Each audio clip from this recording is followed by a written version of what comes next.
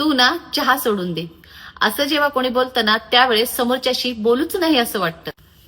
3 खूप छान टिप सांगते, ज्यामुळे तुमचा चहा तर नाही सुटणार, परंतु चहामुळे होणारे जे साईड इफेक्ट आहेत ते नक्कीच कमी होतील. सगळ्यात पहिलं म्हणजे चहाला जास्त उकळवू नये, कारण चहामध्ये जे कंपाऊंड असतं ना ते आपल्या बॉडीमधील झिंक आणि आयर्नच्या ऍब्झॉर्प्शनला कमी करते. दुसरं, खाल्ल्यानंतर लगेच चहा नाही प्यायचा, कारण खाण्यामध्ये जे न्यूट्रिएंट्स प्रेझेंट असतात त्याच्या ऍब्झॉर्प्शनला चहा पिल्यामुळे कुठेतरी जाऊन अडथळा निर्माण होतो आणि त्याचं ऍब्झॉर्प्शन कमी होते. त्यामुळे आपली पचन क्षमता पण मंदावते, आपलं डायजेशन पुअर होतं. चहा पिण्याच्या 10 मिनिटं आधी तुम्ही 1 ते 2 ग्लास पाणी पिऊ शकता आणि त्यानंतर चहा पिऊ शकता.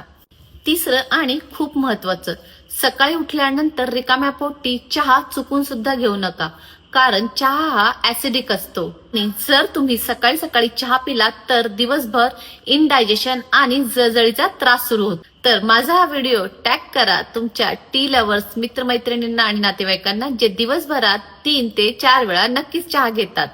आशा करते की माझा हा व्हिडिओ तुम्हाला नक्कीच माहितीपूर्ण वाटला असेल आणि अशाच छान छान व्हिडिओसाठी फॉलो करायला विसरू नका. फिटनेस फंडा विथ पूनम. थँक्यू.